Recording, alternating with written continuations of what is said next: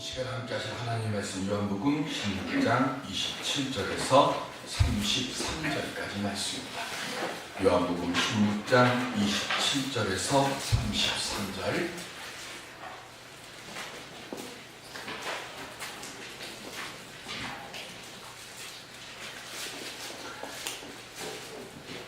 요한복음 16장 27절에서 33절. 이는 너희가 나를 사랑하고 또 내가 하나님께로부터 온 줄 믿었으므로 아버지께서 친히 너희를 사랑하시니라. 내가 아버지께서 나와 세상에 왔고 다시 세상에 떠나 아버지께로 가노라 하시니 제자들이 말하되 지금은 밝히 말씀하시고 아무 비유로도 하지 아니하시니 우리가 지금에야 주께서 모든 것을 아시고 또 사람의 눈을 기다리시지 않는 줄 아나이다. 이로써 하나님께로부터 나오심을 우리가 사옵나이다. 예수께서 대답하시되 이제는 너희가 믿느냐? 나가 제 곳으로 퍼지고 나를 혼자 둘 때가 오나니 벌써 왔도다. 그러나 내가 혼자 있는 것이 아니라 아버지께서 나와 함께 계시니라. 이것을 너희에게 이르는 것은 너희로 내 안에서 평안을 누리게 하려 함이라. 세상에서는 너희가 환난을 당하나 담대하라. 내가 세상을 이겼노라. 아멘. 우리 옆에 분들과 함께 행사를 하시겠습니다. 잘 오셨습니다. 주 안에서 좋은 일이 일어날 것입니다.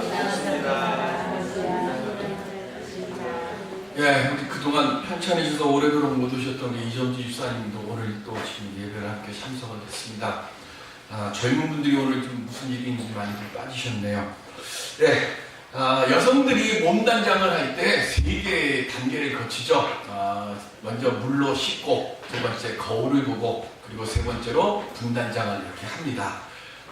그리고 분단장의 맨 마지막이 뭐냐면 이거죠. 입술 루즈를 이렇게 바릅니다.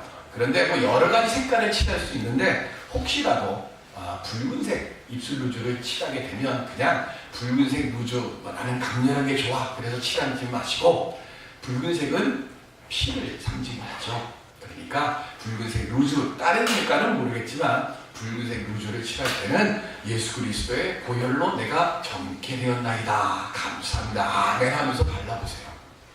그러면 우리가 그 입술 루즈 하나 바름에도 내 마음속에 성령의 충만함이 옵니다.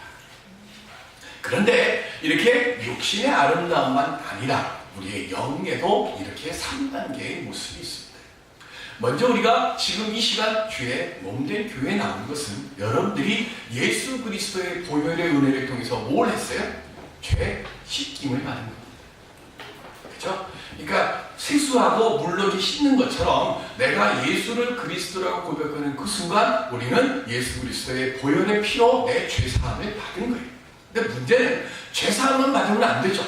두 번째는 뭡니까? 내가 내 자신이 무엇을 고쳐야 하고 무엇을 내가 하나님 앞에 고해하고 이런 거를 살펴야 돼요. 거울을 봐야 되는 거예요. 화장하려면 거울 봐야 되는 것처럼 마찬가지로 그러면 우리에게서 영적으로 거울은 뭡니까? 영적으로 거울은 뭐죠? 말씀이죠.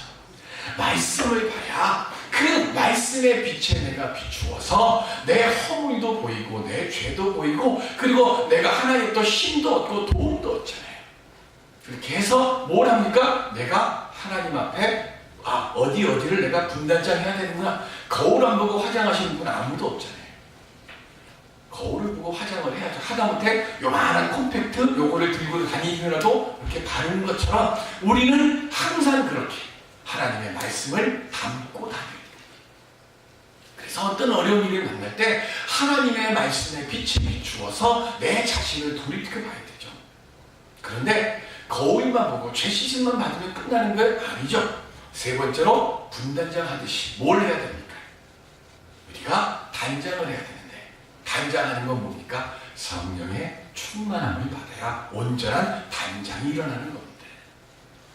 오늘 예배를 드리러 오신 우리 모두 다 하나님의 은혜 안에서 성령의 충만함을 받아서 세상 사람들의 눈에 보이는 게 아니라 우리 주님의 눈에 보일 때 미인들이 되실 수 있기를 주의 이름으로 축원드립니다. 그리고 우리가 여인들이요 미용실을 한번 갔다 오면 얼굴이 확 달라져요. 예뻐지더라고요. 근데 미용실 매번 갈 수만 있으면 얼마나 좋겠습니까? 예뻐지면 좋은데 미용실 한 번 가려면 크게 마음 먹고 가는 분들이 대부분 아닙니까? 그래서 그렇게 해서 머리를 뭐 죽이든 살리든 힘을 주든 뭐 뻗치든 뭐라든 그렇게 해가지고 돈을 들여서 다 오면 벌써 다 폼이 나잖아요. 교회는 미용실입니다. 우리의 영적인 미용실이 바로 교회죠.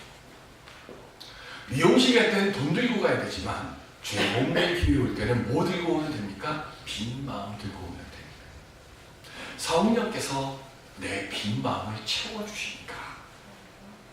영적인 미용실, 육적인 미용실의 여인들이 갔다가 나오면 예뻐지는 것처럼 성도는 영적인 미용실인 교회 갔다 나오면 예뻐져야 되는 거예요.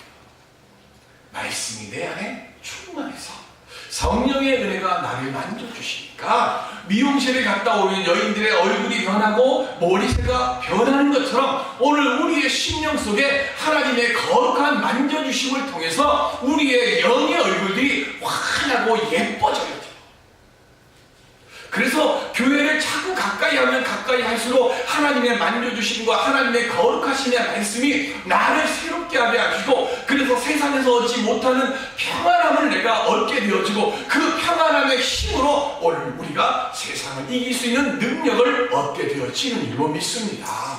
오늘 예배를 드리러 온 우리들의 심령 속에 그래서 예배를 통해 하나님의 말씀을 먹고 예수 그리스도 보혈의 은혜를 깨닫고 그래서 감사하며 나갈 때 평안의 은혜가 더하여졌어요. 우리의 세상을 살아갈 때 세상 사람들이 깜짝 놀랄 만한 일을 내 힘이 아니라 내 안에 계시는 성령과 하나님의 도우심을 통하여 그 모든 일들을 이루어가게 되어질 줄로 믿습니다. 그 은혜의 거룩한 능력을 받는 우리 모두가 되시기를 주님의 이름으로 축원드립니다. 그럼 우리가 어떻게 하면 그런 은혜를 얻을 수 있을까요? 저는 오늘 보혜사 성령장 요한복음 16장을 통해서 그 은혜의 말씀을 함께 나누어 보고자 합니다. 3년 동안 함께 하셨던 예수님과 그리고 사도들, 복음서에서 보면 예수님이 붙잡혀서 돌아가시는 그때까지 사도들과 예수님 간의 소통의 문제가 있었습니다. 이유는 하나입니다. 세계관이 달라도 너무 달랐어요. 예수님은 왼쪽을 보고 말씀하시는데 사도들은 오른쪽을 보면서 그게 무슨 말입니까? 이렇게 얘기를 하는 거예요. 왜 그럴까요? 예수님은 어디에서 오신 분입니까? 하늘에서 오신 분이에요. 사도들은 땅에서 예수님은 과거와 현재와 미래의 모든 일들을 다 아시는 분이에요. 그리고 죽음 이후에도 어떤 일이 일어나는지를 다 아시는 분입니다. 그러니까 죽음 이후에 일어날 그 모든 일들을 다 아시니까 모든 걸 다 알고 말씀하시는 예수님의 말씀을 지금 내 눈앞에서 그리고 옛날에 일어났던 일들만 알고 그것만 경험하고 무엇보다도 죽으면 모든 것이 끝난다고 생각하는 제자들의 귀에는 예수님께서 아무리 말씀을 하셔도 그들의 귀에 들려오지가 않는 겁니다. 그러니까 예수님과 사도들이 이 차이가 극복하기가 너무 힘든, 그거는 사도들뿐만이 아니라 오늘 예배를 드리러 온 우리들도 마찬가지입니다. 근데 이 차이를 극복해야 되는데 이 차이를 극복할 수 있는 방법이 없어요. 그래서 이 차이를 극복하게 하기 위해서 예수님께서 하나님께서 우리에게 보내주신 분이 있습니다. 그분이 뭡니까? 그분이 누구냐면 바로 보혜사 성령입니다. 그러니까 보혜사 성령을 통해서 예수님과 사도들 간의 차이를 극복해가는 것이고 우리들과 예수님과 하나님과의 차이를 보혜사 성령을 통해서 우리가 좁혀갈 수 있는 거예요. 그러므로 예수 믿는 모든 이들은 보혜사 성령과 함께하고 있고 그분이 우리의 모든 부족함과 모자람을 채워주시고 일깨워 주심을 믿어야 하는 것들. 그 믿음의 시작이 어디서부터 나옵니까? 말씀을 아멘으로 받아들이는 데서부터 시작하는 겁니다. 성경을 보실까요? 요한복음 1장 14절 말씀. 시작. 말씀이 육신이 되어 우리 가운데 거하심에 우리가 그의 영광을 보니 아버지의 독생자의 영광이요 은혜와 진리가 충만하더라. 아멘. 우리가 말씀을 아멘으로 받아들일 그때에 우리 삶에 하나님의 역사가 온전히 임하게 되는 겁니다. 그런데 이게 어렵습니다. 예수님이 물 위를 쫙 걸어오시는 걸 보고 베드로가 뭐라 그럽니까? 선생님이 나도 물 위를 걷게 해주십시오. 예수님께서 뭐라 그러셨어요? 와라. 베드로가 물 위에 탁 섰어요. 그때 바람이 휙 하고 부니까 베드로가 그만 덜컥 거기 나갔고 물속으로 꼬르륵 하고 들어갑니다. 물속으로 꼬르륵 들어가면서 베드로가 외치는 게 뭡니까? 주님 나를 살려주십시오. 그때 예수님께서 베드로에게 손을 내미시면서 한 말씀 하십니다.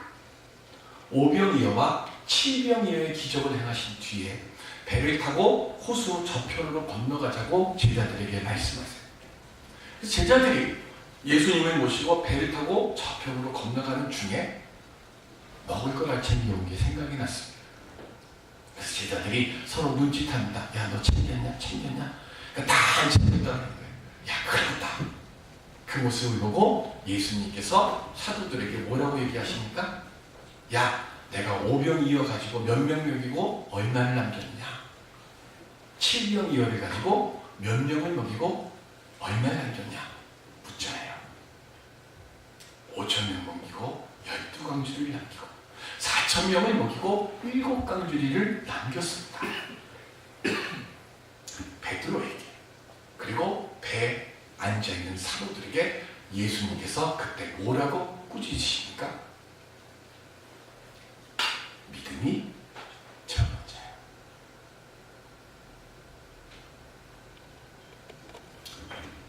(3년) 동안 예수님과 함께하면서 말씀을 들었고 보았고 예수님께서 행하신 것들을 보았고 가르침을 들었어요. 근데도 믿음이 약합니다. 왜 그렇습니까? 저나 여러분들이나 다 본성이 악하고 연약하기 때문에 그렇습니다. 그러다 보니까 우리의 마음속에 조그마한 무엇만 오면 마음속에 의심이 옵니다. 조그마한 무엇만 오면 마음속에서 절망이 오고 낙심이 옵니다. 그러다 보니까 내가 스스로 흔들리고 스스로 무너져버립니다. 그래서 그것을 돕게 하기 위해서 예수님께서 보혜사 성령을 우리에게 보내주십니다. 보혜사 성령을 보내주시고 오늘 본문 16장 33절에 이렇게 말씀하십니다. 이것을 너희에게 이르는 것은 너희로 내 안에서 평안을 누리게 하려 함이라. 세상에서는 너희가 환난을 당하나 했어요. 세상에서는 뭘 당한다고요? 환난. 이게 무슨 얘기입니까? 내가 예수를 믿고 예수를 믿는다고 고백하는 그 순간 그와 함께 같이 따라오는 게 있어요. 그게 뭐예요? 그게 환난이라는 거예요. 내가 예수를 그리스도로 고백하는 그 순간 우리의 삶 속에 함께 따라오는 게 그게 환난. 그 환난은 내가 그 환난을 어쨌든 간에 짊어지고 살아가는 거예요. 인생을 살아가면서 아니 예수 안 믿는다고 환난 안 옵니까? 아니에요. 그런데 한 가지가 더 더해지는 것뿐이죠. 어쨌든 중요한 것은 내가 이 땅에 사는 그 순간 우리에는 뭐하고 떨어질 수가 없느냐? 환난하고 떨어질 수 없는 삶을 살아갈 수밖에 없어요. 그런데 그 환난 속에서 살아갈 수밖에 없는 우리에게 주님께서 주신 선물이 뭐예요? 약속하신 거 담대하라 내가 세상을 이기었노라. 내 출발이 뭐예요? 33절 내가 너희에게 이르는 것은 너희로 내 안에서 뭘 하라고요? 평화를 누리라. 우리의 모든 삶의 출발은 주님께서 먼저 뭘 주셨어요? 평안을 주신 겁니다. 평안이 없으면 안 돼요. 환난을 잘 견디는데 평안이 없으면 아무리 물질이나 명예나 뭘 줘도 평안이 없으면 그것은 한순간에 다 사라져버리는 거예요. 그런데 평안이 내 안에 있으면 내가 아무것도 가진 것이 없어도 평안이 내 안에 있으면 말씀으로 인해서 세상을 이길 수 있는 힘을, 그 평안의 선물을 통해서 우리가 얻을 수 있게 되는 겁니다. 그래서 주님이 지금 16장 33절에 마지막에 선포하실 때 시작이 뭐예요? 내가 너에게 평안을 주노라. 부활하신 뒤에 부들부들 떨고 있는 사도들 앞에 나타나셔서 숨을 호흡하고 내신 뒤에 예수님께서 하신 첫 번째 말씀이 뭐예요? 평안하라. 오늘 예배를 드리러 온 우리 모두에게 지금 이 시간 우리를 향하여서 말씀하시는 주님의 말씀, 평안하라, 이 은혜의 음성을 듣고 평안의 복을 누릴 수 있는 우리 모두가 되시기를 주의 이름으로 축원드립니다. 사도행전 20장 22절에 보시면, 보라, 이제 나는 성령에 대하여 예루살렘으로 가는데 거기서 무슨 일을 당하는지 알지 못하느라. 아멘. 사도 바울이요, 예루살렘으로 지금 갑니다. 그런데 에베소 교회에 있는 장로들이 사도 바울을 찾아왔어요. 그리고는 하는 말씀이 뭐냐면, 당신 지금 예루살렘 가면 큰일 납니다. 그러니까 가지 마세요, 그러는 거예요. 그러니까 사도 바울이 하는 말이 뭐냐면, 알고 있다는 거예요.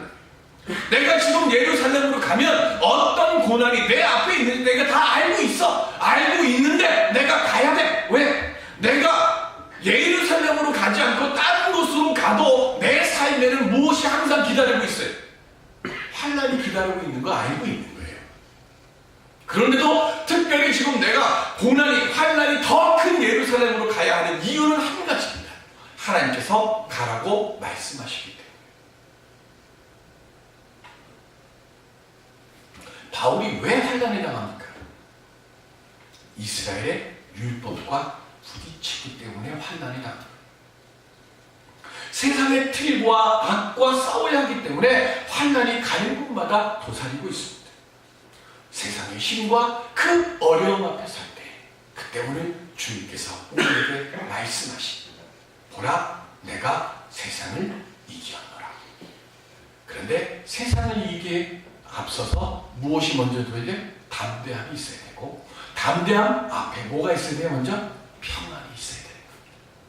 바울은 하나님이 주시는 평안함을 가지고 있었기 때문에 세상의 그 어떤 험한 자리에 있어도 그는 담대하게 외칠 수 있었고, 그 담대하게 외침을 통해서 하나님의 은혜 안에서 승리하는 은혜의 삶을 살 수가 있었습니다.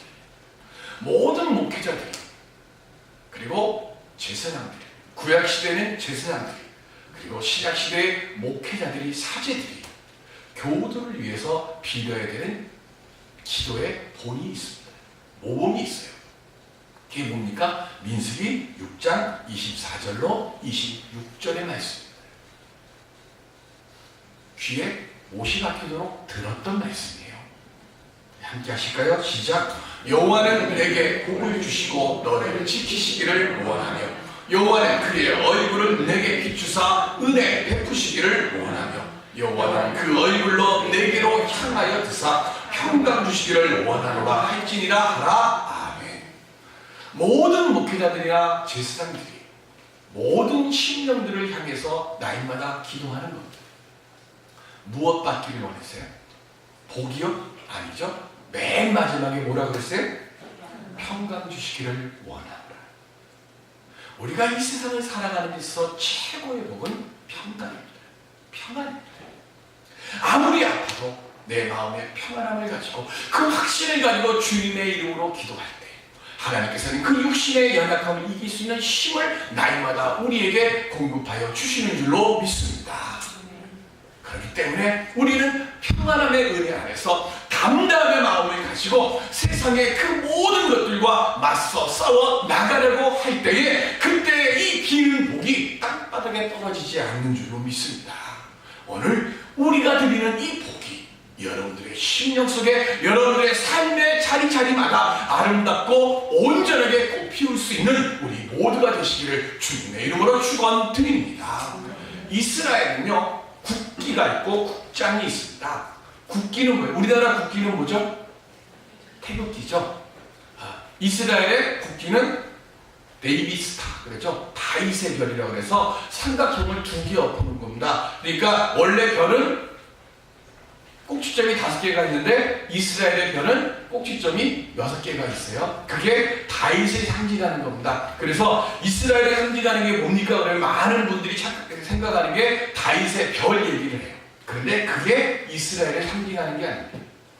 모든 이스라엘 사람들이 죽을 것 같은 고통과 어려움과 아픔이 올 때마다 그들의 마음속에서 되뇌이고 떠올리고 부르는 게 있습니다.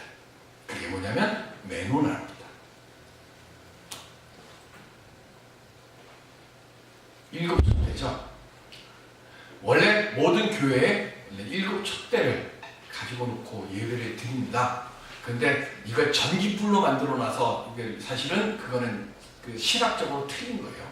원래 초는 촛불을 올려놓고 한 겁니다. 그리고 예배 전에 불로 켜서 초에 불을 붙이고, 초에 불을 왜 붙이는가 하면 저나 여러분들이나 세상을 살면서 가지고 있던 죄를 가지고 주님 앞에 나왔기 때문에 이 불을 통해서 우리의 죄를 태우고, 그래서 우리의 예배를 주님께서 받아주시라는 뜻으로 초에 불을 붙이는 거예요. 그래서 전기로 된 7촛대를 쓰는 게 아니라 원래는 촉로 된 촛대를 써야 되는데, 그걸 또 저게 내놓으라 하고 좀 되니까 요즘 또 어떤 데는 초 2개를 이렇게 올려놓고 하는 데도 있습니다. 어쨌든 메노라, 이게 뭐냐면 첫 번째는 모세에게 하나님께서 호렙산에서 떨기나무에 불로 탁 임했는데, 불은 붙는데 떨기나무가 어떻게 됐어요? 타지가 않았어요.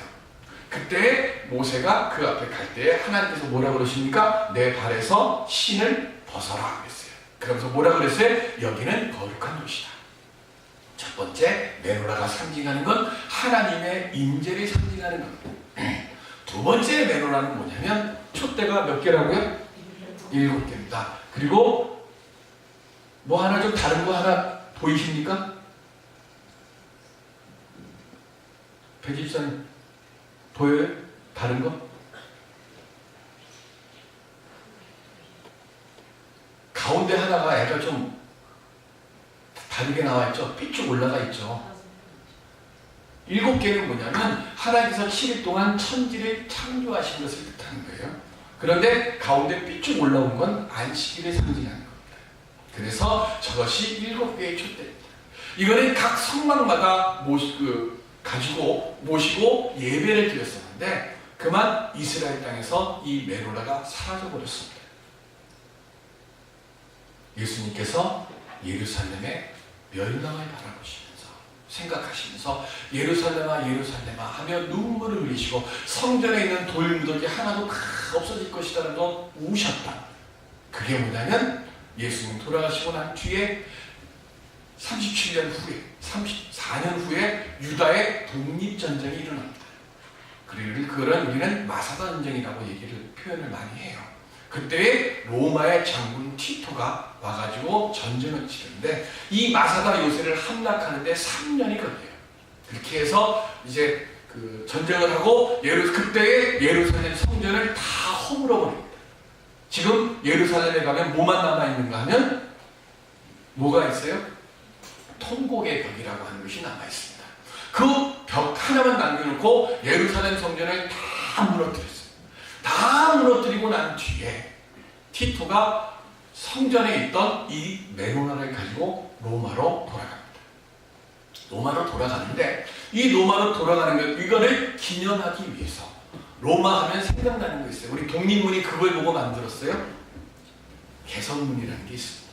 그런데 그 개선문 안쪽에 티토가 메노나를 메고 티토의 군대가 메노나를 메고 들어오는 장면이 개선문 안에 있어요. 1948년에 이스라엘이 영토를 회복합니다. 그리고 그 영토를 회복하고 이스라엘이라고 하는 나라의 이름을 붙일 때 모든 이스라엘 사람들이 로마로 갔습니다. 그리고 그 개선문 앞에서 메노라를 메고 예루살렘으로 행진을 합니다. 1900년이 넘도록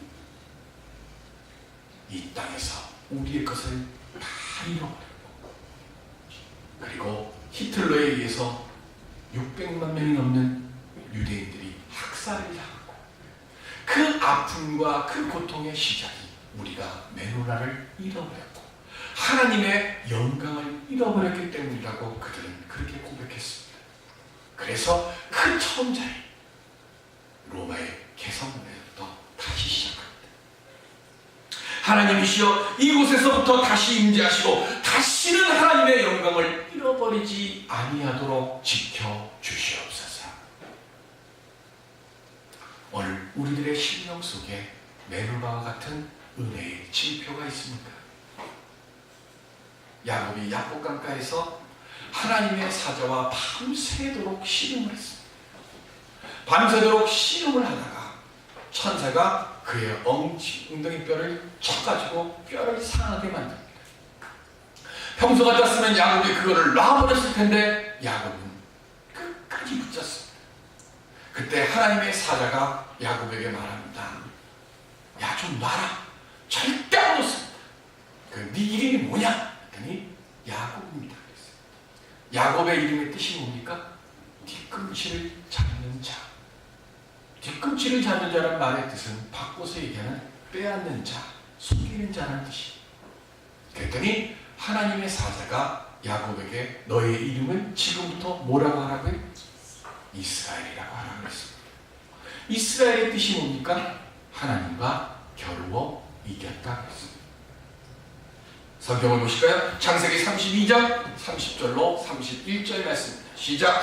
그러므로 야곱이 그곳 이름을 분이엘이라 하였으니 그가 이르기를 내가 하나님과 대면하여 보았으나 내 생명이 보존되었다 함이더라. 그가 보니 분이엘을 지날 때에 해가 돋았고 그의 허벅다리로 말미암아 절었더라. 아멘. 이스라엘이라고 하는 축복을 받고 그가 남은 게 뭡니까? 분이엘이에요. 분이엘의 뜻이 뭡니까? 하나님의 얼굴이라는 뜻입니다. 하나님의 얼굴을 봤는데 야곱의 몸은 어때요? 엉덩이뼈가 상해갖고 쩔뚝거립니다. 그런데 이것을 복이라고 합니다. 분이엘에 있기 전의 야곱과 분이엘 이후의 야곱의 무엇의 차이가 있습니까? 야곱이라고 하는 이름을 받았을 때 그와 이스라엘이라고 하는 이름을 가진 그는 다른 것이 있었습니다. 야곱으로 있을 때 모든 걸 다 가지고 있어도 늘 불안했어요. 형에게 내 모든 것을 뺏기고 형이 나를 죽이면 어떻게 할까 하는 불안함 속에서 살았습니다. 사는 것 자체가 어쩌면 지옥 같을 수도 있었어요. 그런데 분이엘에서 하나님의 사자와 겨루어 싸우고 승리한 뒤에 그때부터 야곱이 이스라엘로 변하면서 그때부터는 가진 것은 없는데 마음에 평안함이 있고 평안함이 있으니까 내가 아무것도 없어도 모든 것을 할 수 있는 능력과 힘이 내게 주어졌음을 알았기에 그의 마음속에는 기쁨이 있었고 감사가 있었고 능력이 있었고 할 수 있는 모든 힘이 그에게 주어졌습니다. 오늘 내 삶의 가장 상한 그 자리에 있을 때 메노라를 만들어 가십시오. 내가 연약하여서 슬퍼서 넘어지려 할 때 분이엘을 찾아가십시오. 오늘 예배를 드리는 이곳이 메노라가 되어지고 오늘 예배를 드리는 이 자리가 분이엘이 되게 하여 주시옵소서. 그래서 하나님 내 모든 연약함과 내 모든 아픔과 내 모든 눈물과 슬픔을 주님 이 시간 깨끗이 씻어 주시옵소서. 우리의 믿음의 고백이 되어 하나님과 함께하며 평안함 속에서 그 모든 형통함의 일들을 은혜들을 감사를 만들어가는 우리 모두가 되시기를 주님의 이름으로 축원드립니다. 기도하겠습니다.